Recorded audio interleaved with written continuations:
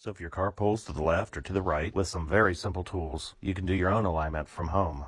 Once you understand the concepts, you can work until your car drives straight again. And with these techniques, I've taken them down to the professional alignment shops, and they put it on their equipment and told me that it was aligned correctly. Well, let me go ahead and give you some of the details here. First, you want to make sure that your steering wheel is perfectly straight. We can align kite string to give us that perfect guide. In order to give us a little bit of room to work underneath, we'll jack the car up and set it down onto some wooden blocks. In order to align the car, it has to be sitting under its own weight, and the car needs to be level. Lifting the car up like this allows us to get underneath the car. That way we can reach the steering connection arms. You can add some oil to these stop nuts to loosen them up. Now we can line up our strings. I have found kite string works really nice. You'll need something like 4 jack stands. You'll put them in 4 corners of the car. Make sure the string is taut and goes right across the center of the wheels. The hubcaps flex too much, so you need to pull those off. Then with the hubs off, we can align right to the rim. You align the string to the center of each wheel. Sometimes I use sockets. In this case, I'm going to use a tin can. The tight string will barely touch the can in the front and the back. Once the string is positioned, we can use calipers to check how the alignment is.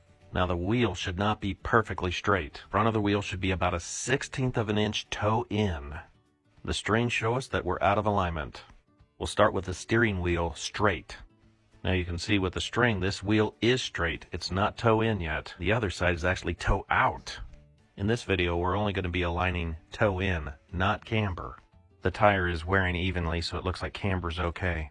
So we'll loosen the lock nut on the steering arm. These lock nuts can be really tight. Just make sure you turn the nut in the loosened direction. If you look at a bolt and 2 nuts, this might help you see how this assembly is together. If you kind of use this as a model, you can see how the nut would spin off and get the right direction on the car. Once the lock nut is loose, you can start aligning the car. These lock nuts can be on really tight. A lot of people heat them up with acetylene and oxygen. That's why it's important to know what direction you're turning it. This bolt actually cracked the wrench. It's a cheap wrench, but still.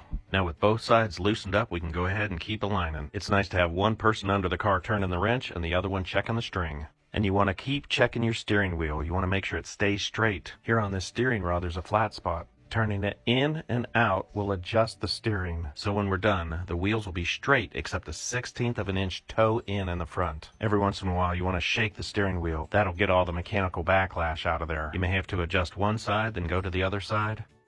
Then when everything's all done, you can tighten up the lock nuts a little bit. Shake the steering wheel a little bit, then we'll do a final check on our strings. You want to make sure that when you're checking the string that you don't touch the string and get it to bounce. So it'll be a 1/16 of an inch toe in when we're done.